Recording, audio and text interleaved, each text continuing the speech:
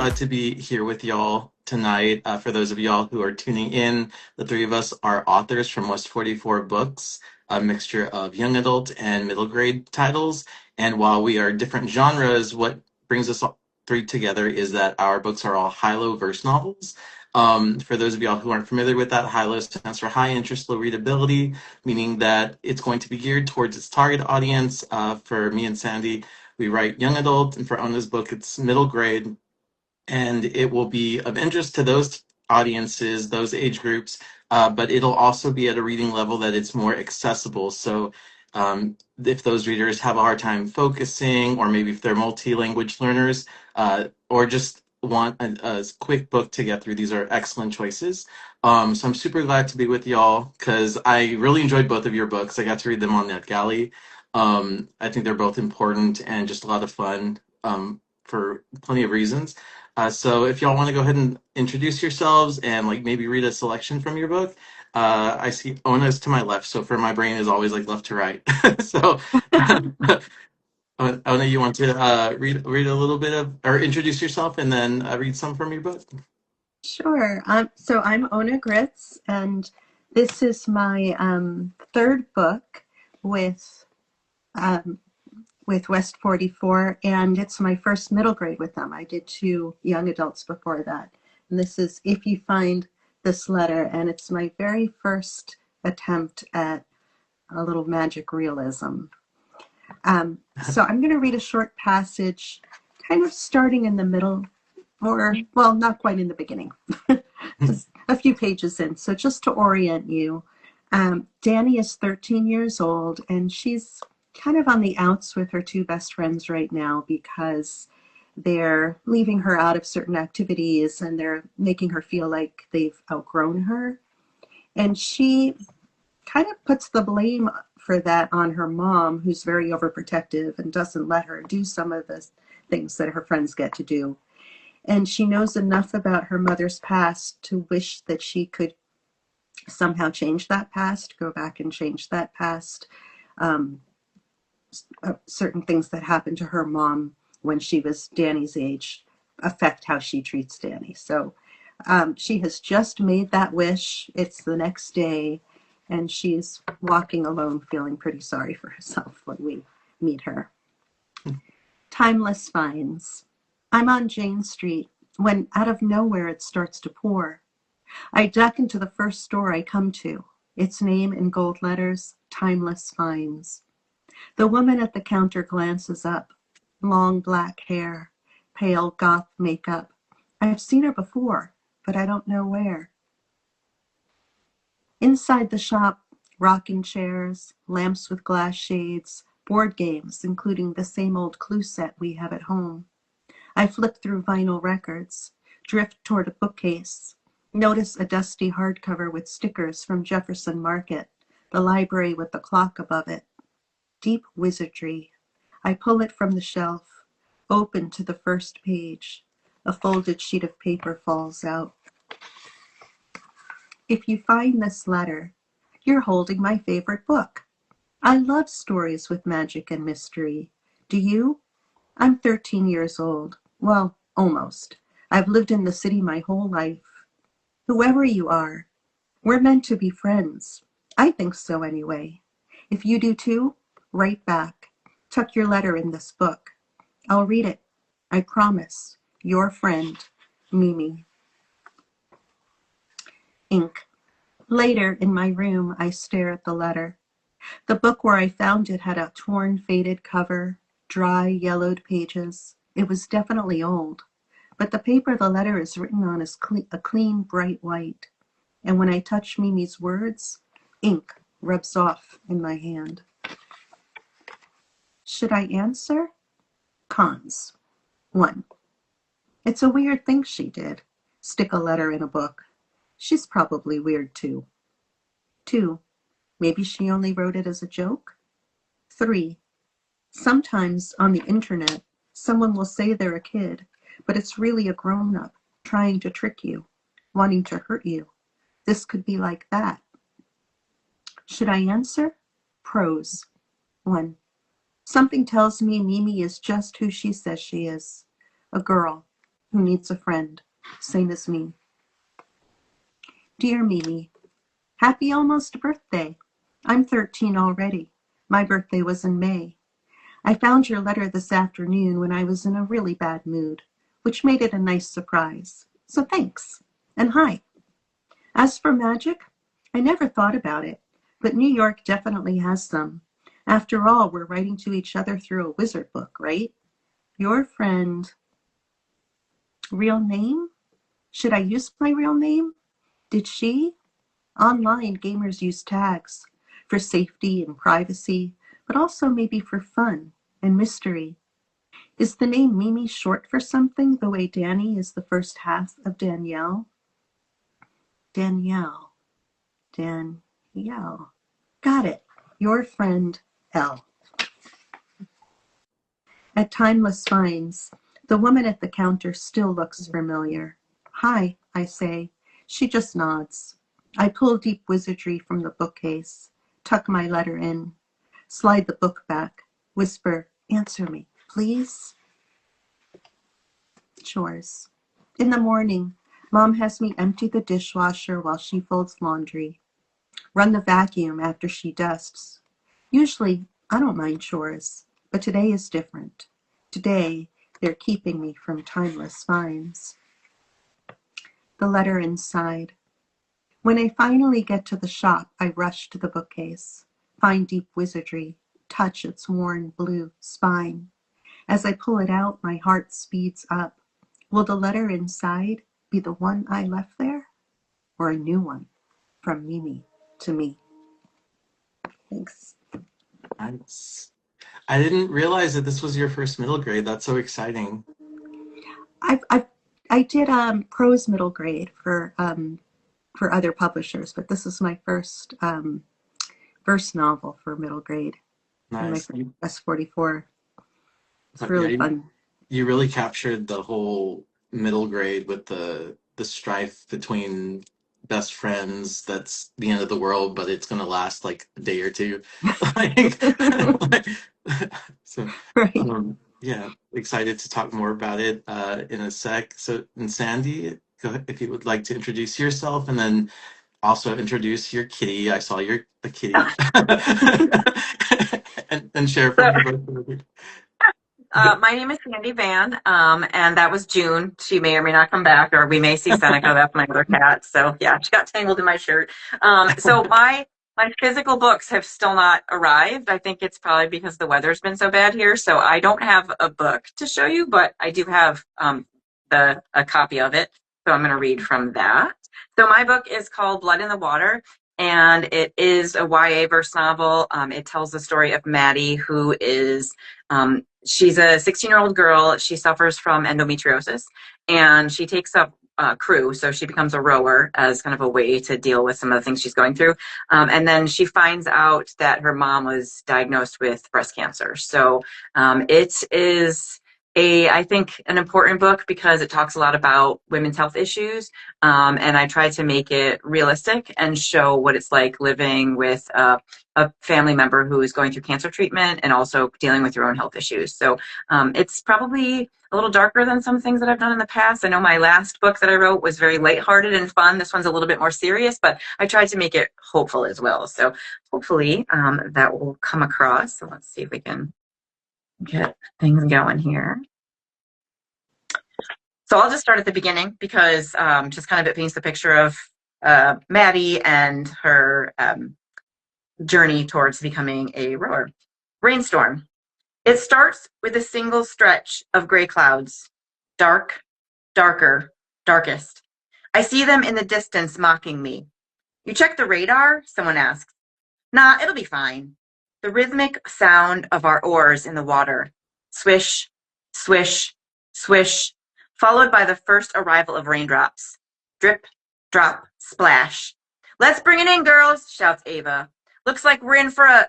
We don't hear the rest of her words. The rain falls in one giant burst. Suffering. You all right, Mad Dog? Coach asks as we towel off on shore. Is it just a storm or... I'm fine, I say. My face must be pinched. I take a deep breath, use the guided imagery technique, and try to picture Calm waters, green fields, sunshine. Rain hits the shelter. Quieter now. Pitter patter. My teammates laugh, squeeze water from their braids. I tell my mind to focus on the sounds, the breeze, anything but the pain in my gut. Is there a group for that? My best friend Trevor, his dad's an alcoholic. Sometimes I go with him to Al Anon meetings. Everyone sits around in a circle. Someone says their name, tells their story. The others listen, nod, say they understand. I wish there was a group for how I feel every month. I wish I could sit in a circle, say my name, and people would listen, nod, say they understand. Endo Anonymous. I'd say, hi, my name is Madeline Sidney. People call me Maddie or Mad Dog. I'm 16 years old. I have endometriosis. Health class. In middle school, we sat through the world's most uncomfortable class. The one where they teach you about your body, its many changes, what to expect in the difficult years ahead. If I had one word to describe it, cringe. But there we were, boys versus girls, hairy armpits and body odor, the only things we had in common. No monthly visitor for them, just us. If I had one word to describe it, unfair. Things left unsaid. The health teacher left out a few details that day. He told the girls they would feel a slight discomfort. Understatement of the year. Rite of passage. In sixth grade, it felt like someone stretched me out while I slept. Mom bought me new clothes every month, and my aunts kept comparing me to plants. Look at her, growing like a weed. She'll be as tall as a tree. Joy, have you been watering our girl with Supergrow? I quickly became the tallest girl in class. 6 months later, my period came. Tall girl. Being the tallest girl in class has its advantages. People pick you first for teams that require height. Basketball, volleyball. That's how I met Trevor. He was a hotshot volleyball player who hit his growth spurt before the other boys in our class. All legs, just like me. We teamed up in freshman gym class and took everyone out with our set spike combo. I made the varsity team, but volleyball wasn't for me. Cramps kept me sidelined every month, and I worried way too much about blood on my white shorts. Too embarrassed to ask the other girls if that ever happened to them. Not normal. It took years before I learned not everyone bleeds like I do. Not everyone feels pain like I do. It took years before I learned the way I felt was not exactly normal. Meeting Ava. Sometimes blessings come from unexpected places. Trevor introduced me to his cousin Ava. She went to Britain Prep, the all-girls school, half Trevor's height with a stronger handshake. Friend of T is a friend of me, she said as she shook my hand. Smiled, white teeth against dark skin, black hair in perfect tiny braids along her scalp. Legs that could crush rocks. Maddie plays ball, Trevor said, and she hates it. I shrugged. Ava pulled down her sunglasses, looked me up and down. Yep, she said, nodded her head. She'll do. I looked at Trevor, confused. He said nothing. Ava pushed the glasses back up over her eyes. Britain crew, look it up. Season starts in April. Crew? I asked, as in rowing? In a boat? Ava laughed. Trevor said you could handle pain. I nodded. Good. That's the hardest part. Mm. Thank you. Yeah, yours I feel is a super important story for both boys and girls. I think for girls with representation and then boys, like for me, I'm a 39-year-old man and like I know endometrium it exists and I've had friends affected by it. I didn't know what it was, and I didn't never like realize. I don't even know actually what I started reading your books for both of y'all. Something that I really enjoyed was I kind of had an idea, like at least a genre, what y'all's books were, but I didn't know the details. So as I was reading it, it was really fun. But with yours specifically, Sandy, I was like, wait, what is? I don't even know what endometriosis is. It like I had to like check Google and then like and you explained it in the book and obviously you explained it in the book, but I'm like I need like I need like to like study this for a few minutes and like to understand. And I think it's really important for like, girls to find that representation and boys to be educated. Um, so I definitely don't think it's dark. You said it's dark. I think that this was a very like sincere and like real story because these are things that there's a girl out there who's going through the like what you've written about with her mother or with her own body. And so it's definitely like I think it's very powerful and important. Thank you. Yeah, I know we've talked before about trying to create books and stories for things that maybe we needed when we were kids, and that's what this was for me. It was something that I think I could have used when I was a teenager, kind of navigating all of this, and it didn't exist. So I'm hoping that someone reads it and thinks like, okay, this is happening to me, but I'm going to be okay. Yeah. Yeah, Yeah. And it's not just me. right. Yeah, no, well, thank you for sharing. The did y'all have anything else to add to that? Before? Oh, go ahead. Are Okay. you next? Yeah, I know I'm Here like comes both. Ben. He's ready. Yeah, Yeah. uh, I'm ready. Let's hear from you. there we go. There's June. So yeah, so I'll read next. My book is Ghosts Aboard Starlight. Um, a weird sci-fi story about a boy who is a triceratops shepherd in a virtual reality world. That's and so this is another Halo book. Now they're kind of like falling into my other books with The Final Diadem. This is sort of a prequel to the previous book that I published, talking about one of the characters from that story. And so I'll go ahead and read from the first couple pages. And this is when the the main character is coming to. My eyes are still shut when warmth caresses my face, like mom's hands cupping my cheeks when it's time to wake up. I hear her distant call, an echo through time and space. Ome Olin, your flock needs you. Eyes wide open. My body is drenched in syrupy golden light. It pours into the cabin window. It pours into the cabin from an open window. Daylight from an actual sun in the arms of cobalt sky, not a heat lamp like back on Lunar Machina, where the last of us escaped humans were slaves to technology our ancestors created, called the Gemini. Humans had planned an escape, since the years my dad's mustache was wispier than mine. He met mom while rewriting software, codes to power this space colony, our ship to escape Lunar Machina. Neither my parents nor siblings survived to leave with me. Out here in the emptiness of deep space, starlight is our means of survival. It's a simulated reality, a virtual dream world, the place for our thoughts to stay awake while our bodies sleep in suspended animation for millennia, frozen in time until we reach a safe solar system. In starlight, hundreds of escaped humans will experience life as our ancestors did, ages before the self-governing technology we created overthrew our nations, forced us to dig, labor, build their empire. Centuries ago, back when humans sat at wooden kitchen tables like this one, knew the kiss of sunlight the way I do now. And then I'm going to read one more scene from the book.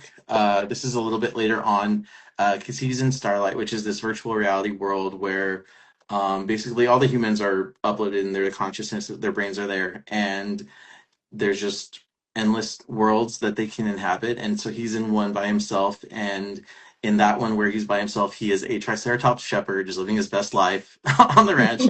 And then at some point, some stuff happens, and he goes out to search for the other humans that are in other worlds in Starlight.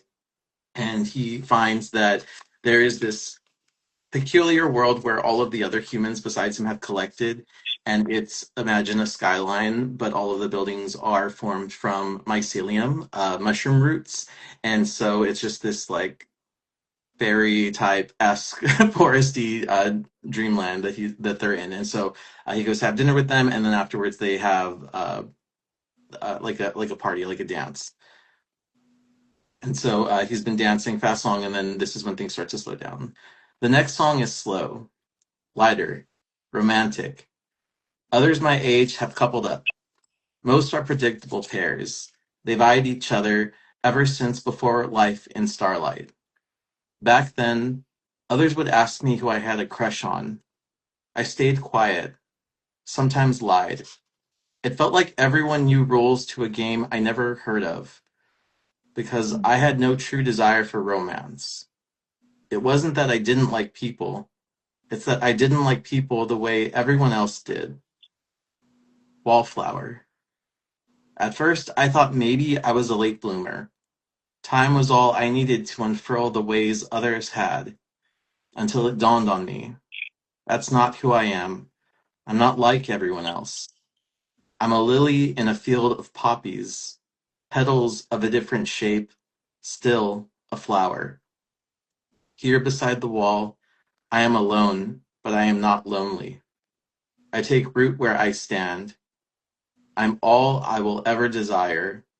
I sway to the music, feel love blossom within the skin of my own garden. It's so Oh, I beautiful. love that. Thank you. Yeah. And so, like I mentioned, he's a Triceratops shepherd, um, living in this dream world, and it's all a virtual reality. It's like a software type world, and things start to go haywire, and he goes on a mission to figure out what's going on. The person who is kind of like the system is guiding him, takes on the form of his mother, who she passed away before they were able to, and there's more to it, but she passed away before they were able to escape. And so the software was created by his mother, and so that's how she's able to kind of like stay in touch with him. Her ghost, so to speak, is the software kind of guiding him through that world. And so as he tries to figure out what's going on, maybe the AI, the Gemini that they escaped, captivated. Maybe they've caught up to them and they're infiltrating the system that they're in, and so that's the story.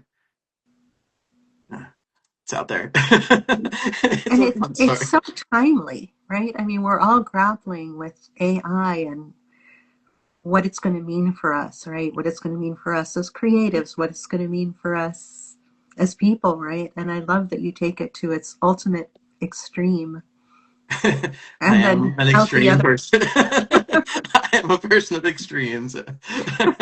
Well, you're a person of wonderful, wild imagination. Thank you. And I got to read early copies of both your books too, and I love them both.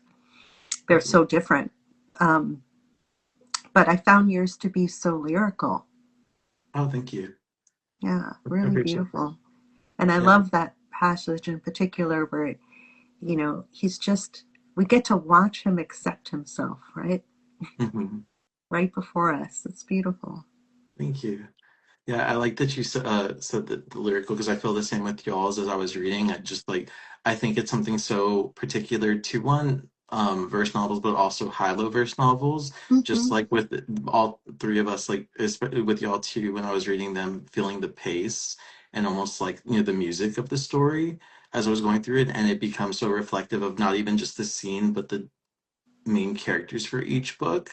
Like I felt with Ona, yours was just very like this extreme whimsical, but also like, oh my God, the world's gonna end. But it's like the world's ending for this other reason, now something else. And it's just like I feel that was reflective in like the pacing of like the structure of it. And with Sandy's, yours was very like I feel similar, but in a different way, just as she's reacting to all of the world on the outside and trying to just push, put everybody before herself, and then just like as that's like that grows emotionally in her reaction to that.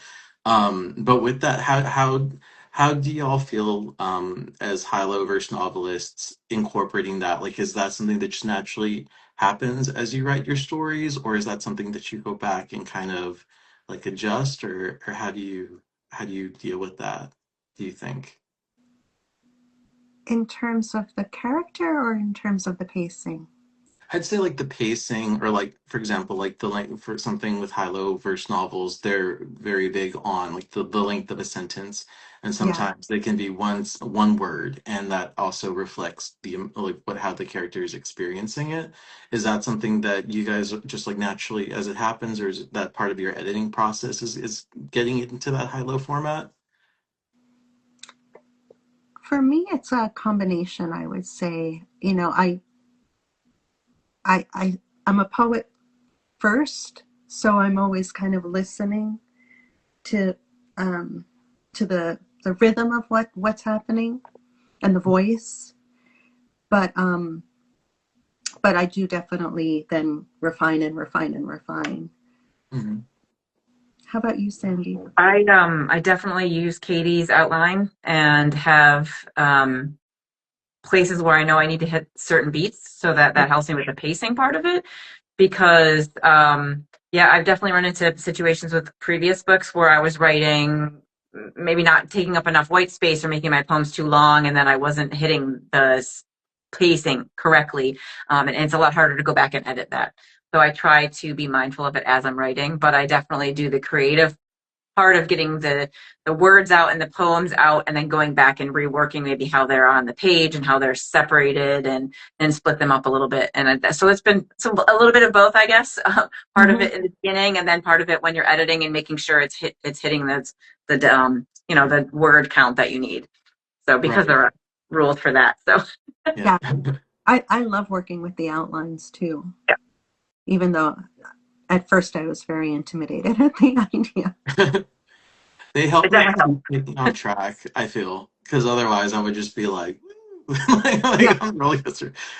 Which you mentioned Katie. Shout out to Katie. It looks like Katie's in the chat. Oh, yay.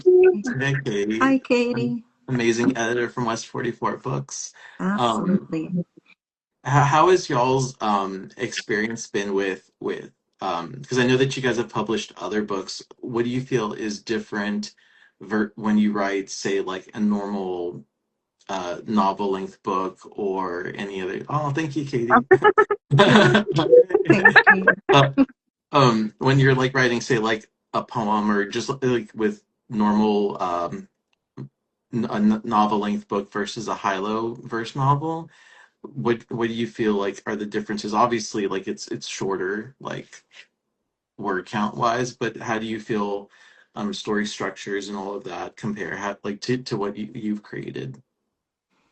I've been writing verse novels for so long, I don't really remember how to write books anymore. Um, yeah, it's kind of funny. Like it's easier. It's more natural for me. I think I wrote a couple novels before this that were never published, and this is sort of, I feel like this is my stride. But definitely you it you're limited by the poetry in a way, but you can be more creative. So you've got to it's harder sometimes, I think, to tell the story as a big picture because you're writing individual poems versus like if you were to sit down and just write a poem, or if you were to write a novel that's just kind of flowing along from chapter to chapter, because you've got to think about not just the full story but how each individual poem can it stand by itself, and sometimes it is only like a word or a couple of words. It needs to stand by itself as well as be part of a bigger picture. So I think that's probably the biggest difference in the writing style of it and how I approach it. Hmm. What about you, Anna? Um, it this does come more naturally to me. Um, and the prose books I've written have taken so much longer. Um, Partly because I really didn't get a handle on outlining. So I have a middle grade book that it took me years to just figure out the simple plot structure because I was too stubborn to like sit down and try to plot it out. Or not stubborn, that's wrong. I just thought I didn't have that strength. Hmm. And I was pantsing my way. And so I have an article about the writing of that book that's called um, From Drawer to Bookstore in Just 24 Years. And that's literally like when I went back to look at when did I first start thinking about that story? It was literally that long. I mean, of course I did worked on other things in between. But so when I got the first acceptance from West 44 and was given what is it, 3-4 months to write the book. It was scary and also kind of thrilling. It was like this puzzle to solve with this clock ticking, which actually is pretty good metaphor for a well-paced plot. No, I definitely relate to that because with how you're saying, I feel like before focusing on verse novels with West 44, I was much more of a pantser. Yeah. And so it's like, oh, we'll get to the point of it. There's no, who's counting words? As long as I got 75,000 words, it's fine. Like, we'll get there. And then, to the 10,000 words with these verse novels, it's really helped me like refine that. But it's funny too because I recently was working on an old manuscript that I had kind of like shelved for a while, and it's like a young adult, um, prose, and so it's around 75, 80,000 words.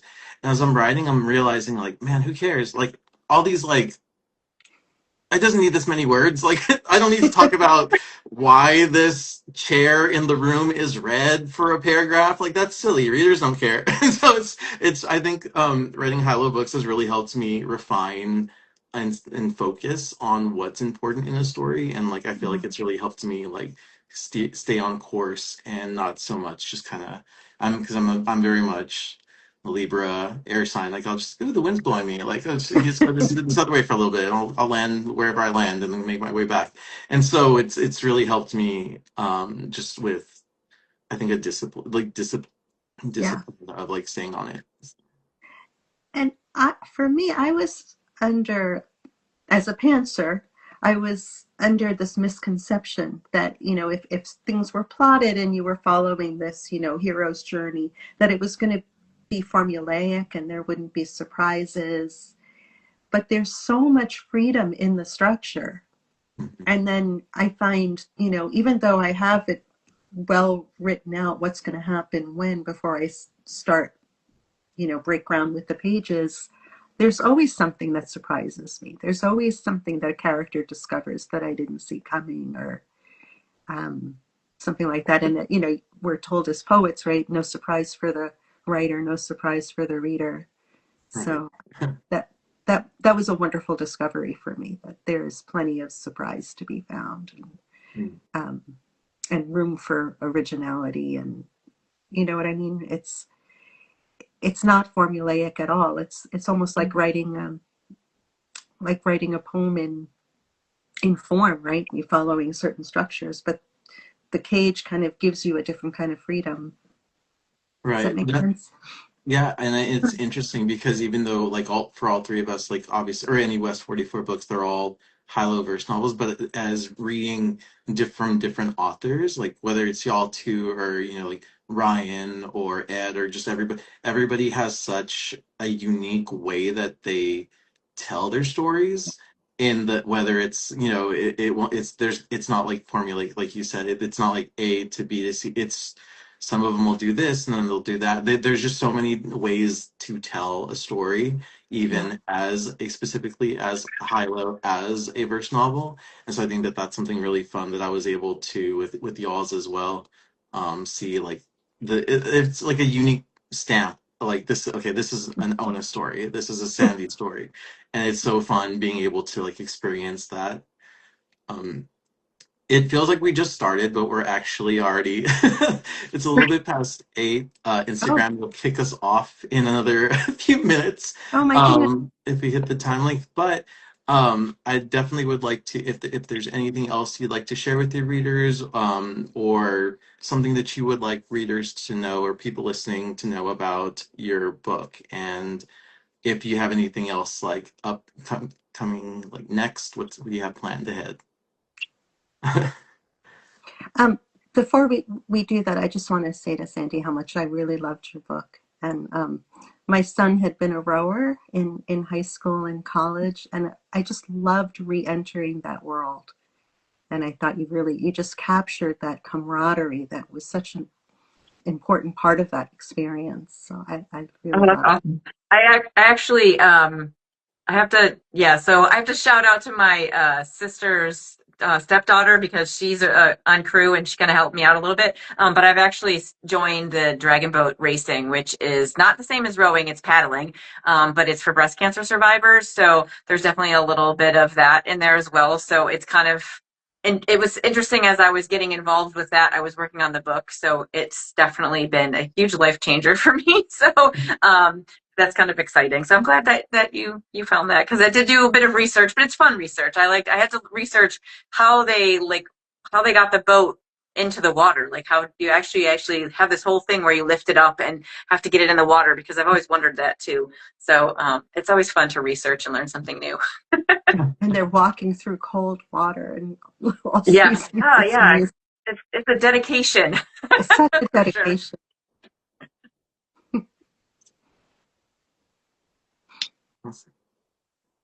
Well, with that, is there anything that Sandi, that you would like readers to take away from your book, or and also what you have coming up? Nothing in the works right now. I have, ideas, but nothing that I'm working on presently.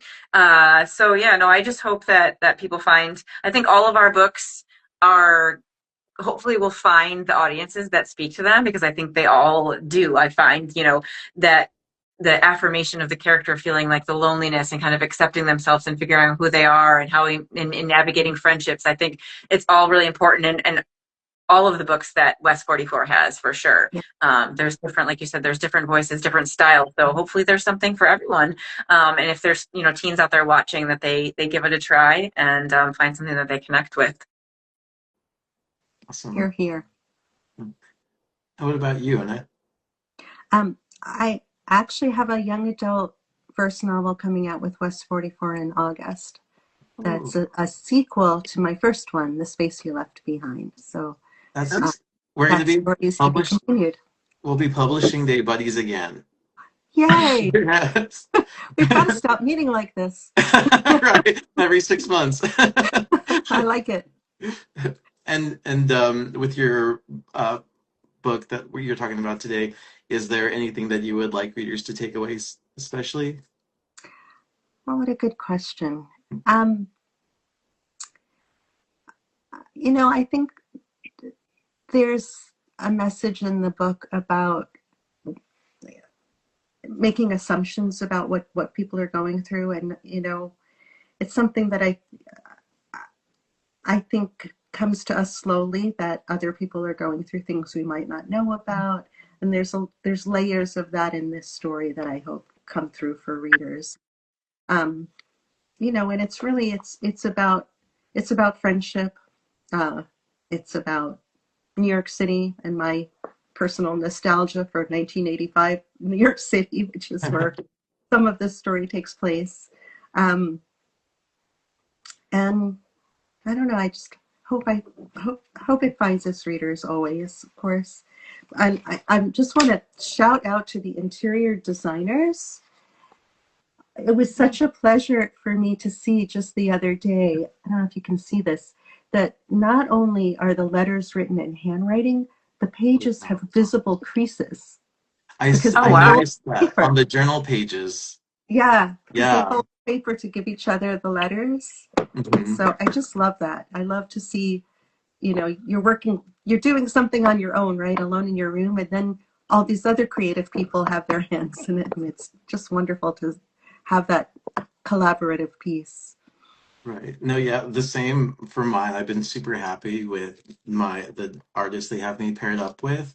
Um, I've been really happy with the covers she's come up with and the interiors, like you mentioned. I feel Yeah, like a lot of like thought went into these creations, and people always like comment like how pretty the inside of the books look, just the pages. yeah. So I'm super same. Um, for me, like I think like I'd want readers to take away the fact that even though they're just like really out there ideas, the dinosaurs and there's crop circles and aliens and all kinds of other stuff, at the heart of it, it's still a story about a person dealing with grief. And I saw somebody comment on it, like how sometimes we have to keep moving forward and continue to build ourselves on top of that grief and learning how to operate with it, not as something that we ever like remove from ourselves, but learn how Yeah. to live with and still be able to move forward with and grow. Um, and how I mentioned my next thing coming up, I think it's August 1st. I'm pretty sure it's August 1st. It'll be my turn to do my first middle grade book. So I'm super excited for that. It's a video game adventure. Oh, Sorry. fun. So it'll be fun. That's what I have coming next, and I'll be like releasing the kind of like the title and just a glimpse into what it's going to be about later this week. So I'm Ooh, excited. Yeah. I went from all of these like emo angsty teenagers to to a fun middle schooler who doesn't want to grow up. So, but That yeah, sounds delightful. thank you. Before Instagram cuts us out, I just wanted to say thank you all so much for joining me tonight. Ona, thank you so much for suggesting we do this. This is a great conversation. Hopefully, we can do it again in the near future. And for those of y'all who are listening, this will be up on Reels so that you can rewatch it. We'll be posting it to YouTube as well, so that it can be shared wherever you'd like on any other platform. So thank you all so much. Y'all have a great night. Thanks. Thank you.